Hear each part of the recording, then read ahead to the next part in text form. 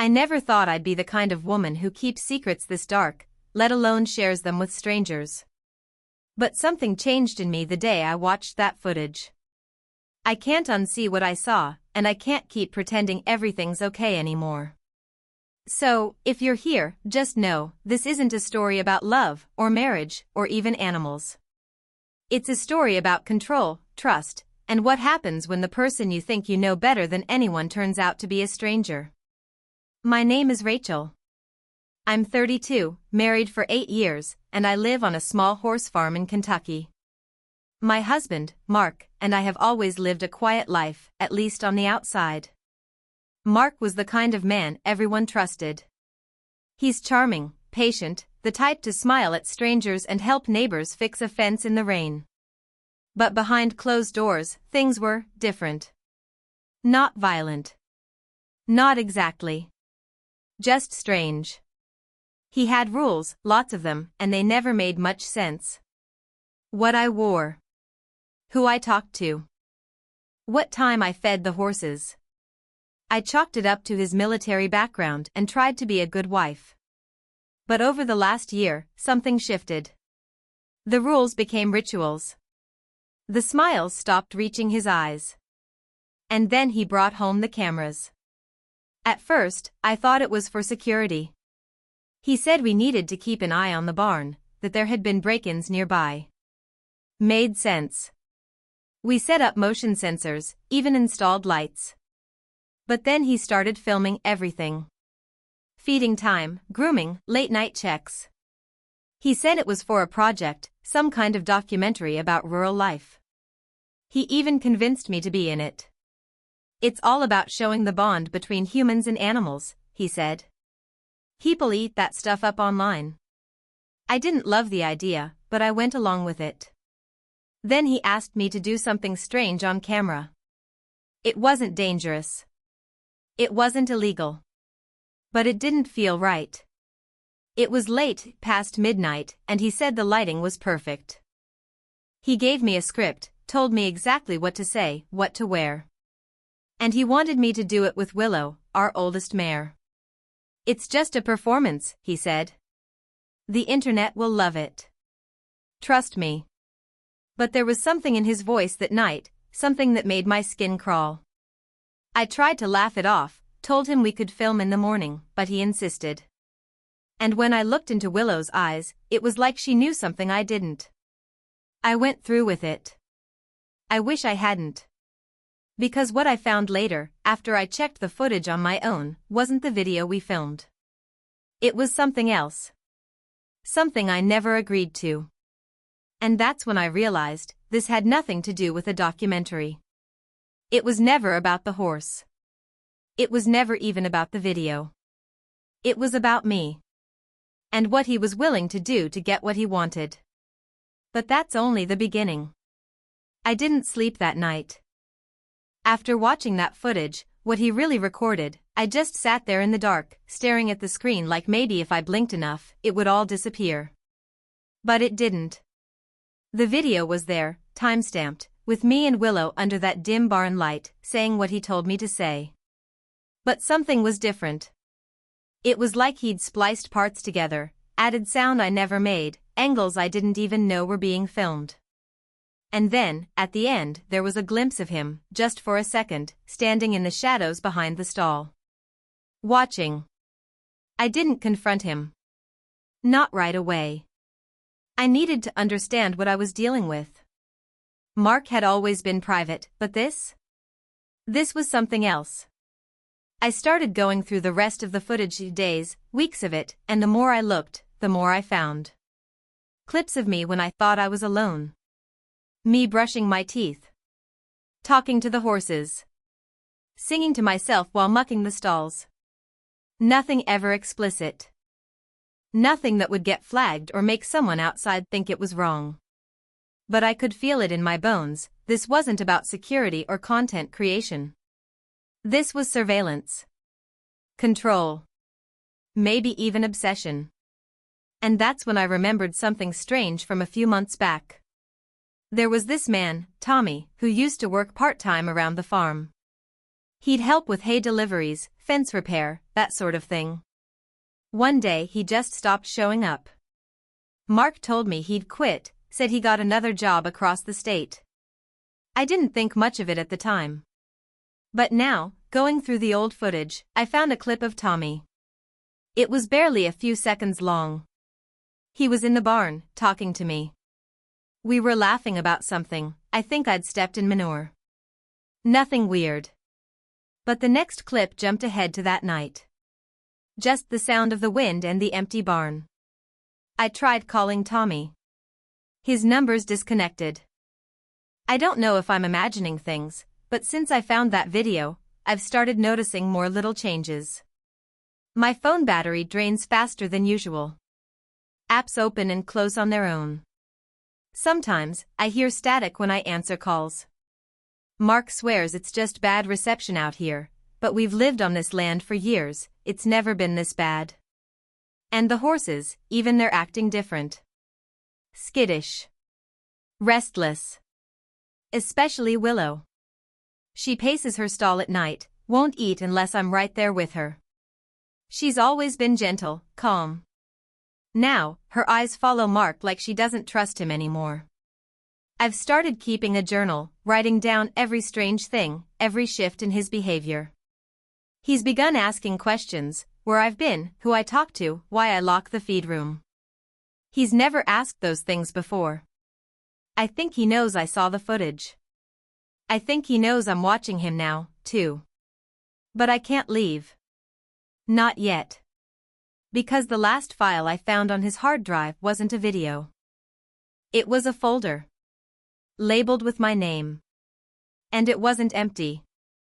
Inside the folder with my name were dozens of files, videos, audio clips, screenshots. Some of them were from months ago. Others I didn't even remember being recorded. There were images of me in the garden, talking on the phone with my sister, even one from inside the truck when I thought I was driving alone. He'd been recording me everywhere.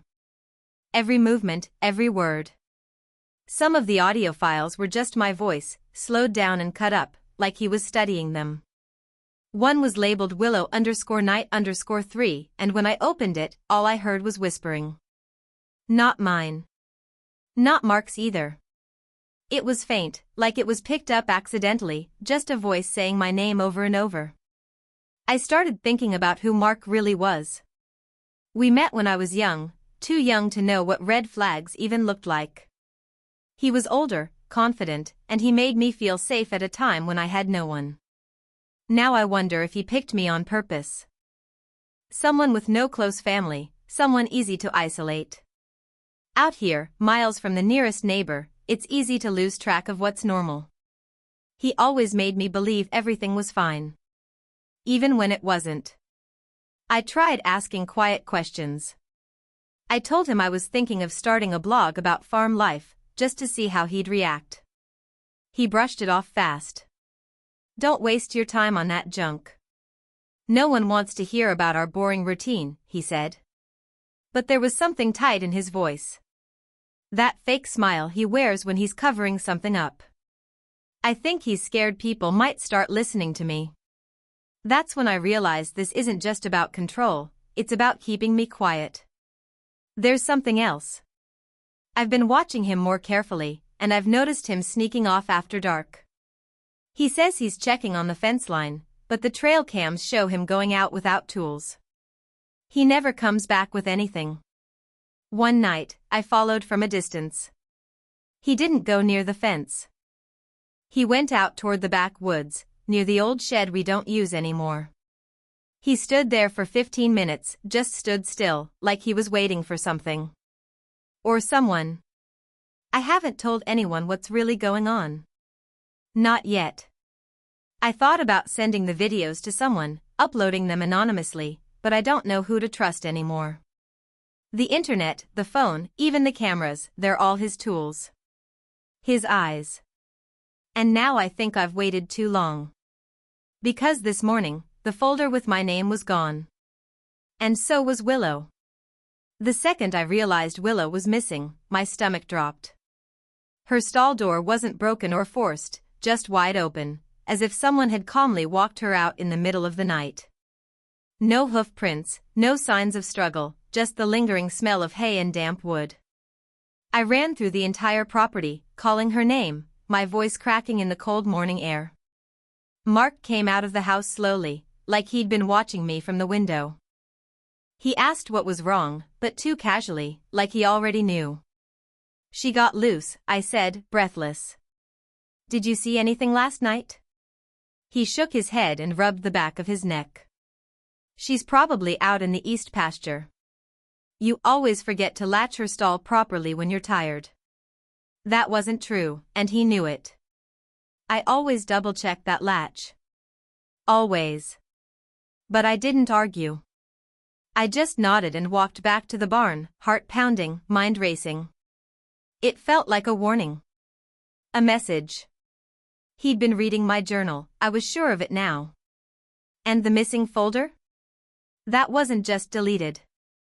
It was moved. Hidden. Probably somewhere I'd never find it again. Later that day, I checked the trail cameras again, this time pulling the SD cards and scanning them on my old laptop, the one he didn't know still worked. Around 2:13 a.m., one of the cameras near the edge of the woods triggered. The footage was grainy, but clear enough. It was Mark, leading Willow by the halter with one hand, carrying something in the other. A flashlight? No, something longer. It looked like a tripod. I paused the video. My skin went cold. He didn't take her to the east pasture. He took her to the old shed again. The one he told me was full of junk and not worth fixing. But I remembered now, that shed used to belong to the previous owners, a couple who'd left town suddenly, years ago. The story was they sold the land after a fire. But the barn never burned. The house never did either. I never questioned it. Until now. That night, I waited until he was asleep. Or pretending to be. I slipped out of bed, grabbed my boots, and took the flashlight I'd hidden behind the feed bags. I didn't know what I expected to find in the shed. I just knew I had to go. The wind picked up as I crossed the field. The barn lights flickered behind me. Every step felt heavier than the last. When I reached the shed, the padlock was gone. The door was open. I stepped inside, and the smell hit me first, rotting wood, metal, something else I couldn't place. There were tarps on the floor. Old equipment. Wires. Screens. Cameras. A chair. And in the center, a small monitor still glowing blue. Then I heard the door creak shut behind me. And his voice, calm and close, "I was hoping you'd come here on your own." I froze. My hand was still on the edge of the door, but I couldn't turn around. His voice wasn't angry, it was calm, almost gentle, like he'd been waiting for this moment. Like this had all been part of some plan. The monitor flickered behind me, casting shadows on the walls filled with strange markings, sketches, and screenshots. Some were of me. Some were of Willow. But others looked like stills from videos I'd never seen before, dark scenes, always in that same shed, with different people. Different animals. Different years written in red marker across the top corners. "I didn't want to scare you," he said behind me, stepping closer. "But you wouldn't stop digging. You weren't supposed to see that folder." My throat tightened. "Where's Willow?" He sighed, like I'd missed the bigger point. "She served her purpose. Just like the others." That's when I saw it, tucked behind the monitor, barely in the frame. A small wooden box. I stepped forward and opened it slowly, my fingers shaking. Inside were ID tags, old photos, and receipts for camera gear, years old, some dated before I ever moved here. Before I met Mark. One photo caught my eye. A man standing by the barn, smiling next to Willow. But it wasn't Mark. It was Tommy. Only his name wasn't Tommy on the back of the photo. It was Michael. I turned around. Who was he? Mark's expression shifted, just for a second, like a mask slipping. An earlier version, he said. Of all this. It hit me like a punch to the gut. This wasn't just about control. It wasn't even just about me. It was about the story. The performance. The footage. The cycle. He'd done this before, with someone else. Maybe more than once. And every time, he moved on, changed names, maybe even the location. He kept enough familiar to lure the next person in. The horse. The cameras. The routine. You documented all of it, I whispered. You made it a pattern. He smiled. And now you're the final piece. The monitor behind me clicked and began playing something. It was me, tonight, walking through the barn, heading toward the shed. Except I hadn't sent that footage anywhere. He was streaming it. Smile, he said. They're watching now. I didn't know where the camera was, but I felt it, somewhere in that room, a lens pointed straight at me. Mark stood between me and the door, arms crossed, like this was just another scene in his twisted little show. My heart raced, but something inside me snapped into focus. I'd spent too long being scared, questioning my own instincts. Not anymore. You think people are watching this? I asked quietly. He nodded, smug. They've been watching for years. You'd be surprised how many want to see something real. Something raw. You mean manipulated, I said. Controlled. Like me. Like Willow. Mark stepped closer. You were perfect. So natural. So trusting. It's what made the story work. The audience connected with you. I scanned the walls again. Wires. Screens. Laptops. Cables.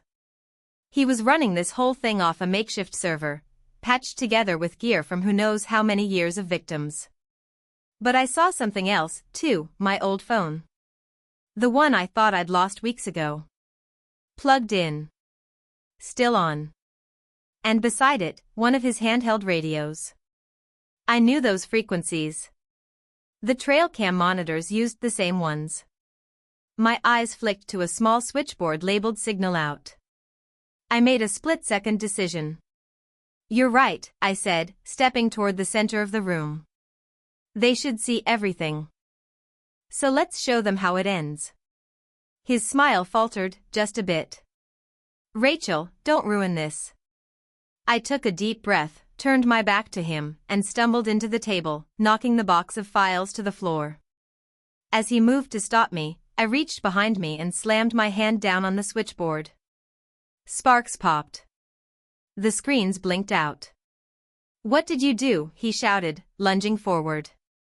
I spun around with the flashlight, jamming it into his shoulder. He fell back with a grunt, knocking over the tripod. I didn't wait. I bolted out the shed door, sprinting toward the barn. I didn't care that it was dark or that he was screaming behind me. I had one goal, find Willow. When I reached the barn, my heart nearly stopped.